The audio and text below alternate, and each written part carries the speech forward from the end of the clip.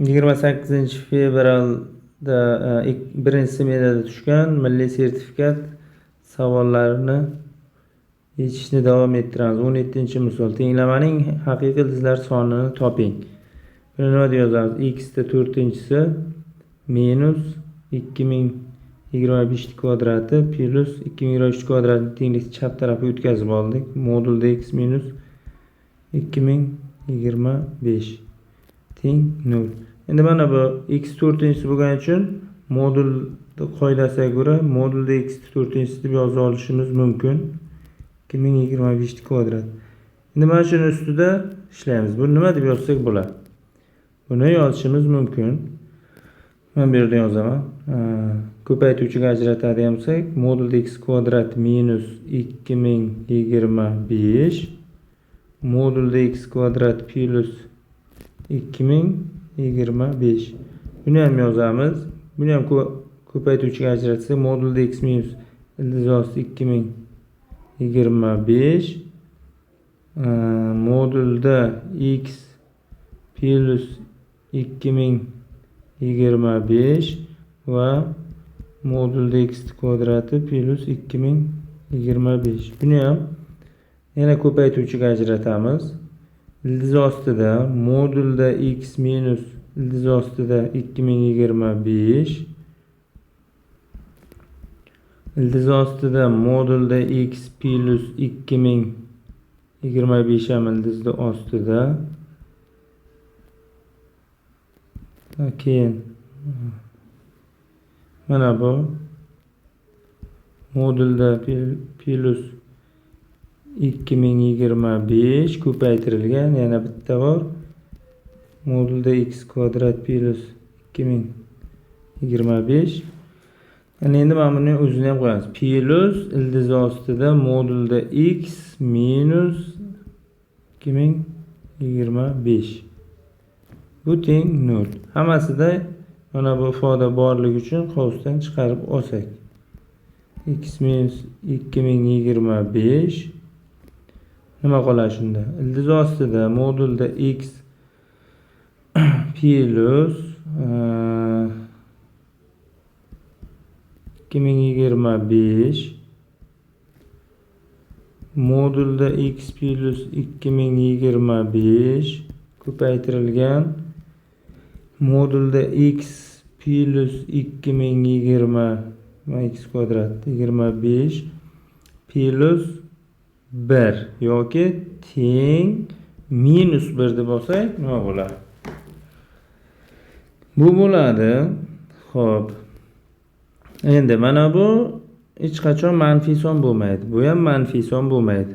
Demak, mana bularni tashlab yuboramiz va mana bu umumiy ko'paytuvchi bo'lgani uchun mana bu har bir 0 ga tenglab olamizdan keyin mana buni o'zi bo'ladi modulda x minus 2025 teng 0.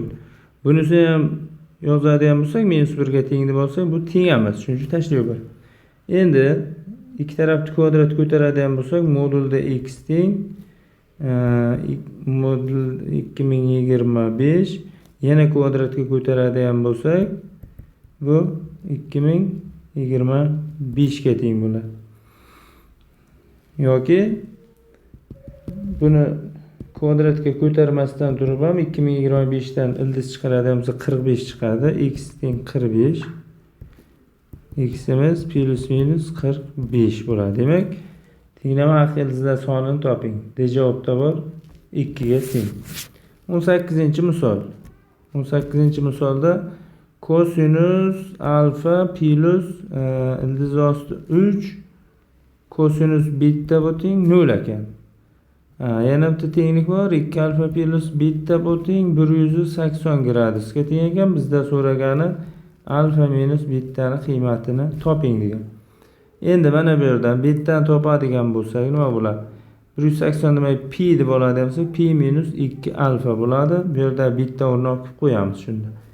Yozamiz kosinus alfa plus ildiz osti 3 kosinus beta o'rniga pi minus 2 alfa qo'yamiz. Bu teng 0 ekan. Kosinus alfa endi mana buni ochib chiqadigan bo'lsak, minusdan chiqadi 3 kosinus 2 alfa teng 0 bo'ladi. Yoki mana buni yozaman. Kosinus alfa teng ildiz osti 3 kosinus 2 alfa bo'ladidagi bu tenglikni ikki tarafini nima qilamiz? Kvadratga ko'tarib olamiz. Bu bo'ladi kosinus kvadrat alfa teng 3 kosinus kvadrat 2 alfaga teng. Kosinus kvadrat alfa trigonometrik formulaga ko'ra 1 plus kosinus 2 alfa taqsim 2 ni beradi. Buni qo'yib oldik. Kosinus kvadrat 2 alfa yoki 6 kosinus kvadrat 2 alfa minus kosinus 2 alfa minus 1 teng 0. Yoki buni ham 6 ta kvadrat minus 1 teng 0 deb oladigan bo'lsak, diskriminant topsak 1 plus 24 bu bo'ladi 25. Tini birinchi, ikkinchi qiymatlari 1 plus minus 5 chiqadi. Demak 12. Tini birinchi qiymati 1 taqsim 2, tini ikkinchi qiymati minus 1 taqsim 3 bo'ladi. Endi bir konkretni qiymatlar berilgani uchun biz ham bu nima olamiz? Demak, timiz kosinus 2 alfaga teng edi. Kosinus 2 alfa teng 1 taqsim 2 bo'ladi. 2 alfamiz teng bo'ladi. Bu necha gradus bo'ladi? 60 gradus bo'ladi.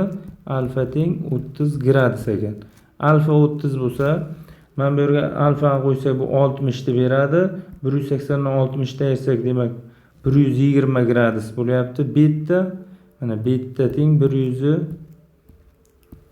120 gradus. Bizdan so'ragani nima? Alfa minus beta. Alfamiz bo'lyapti bizda 30 gradus, betamiz 120 gradus, bu minus 90 gradus, modul bo'lgani uchun 90 gradus bizda C javobda turibdi.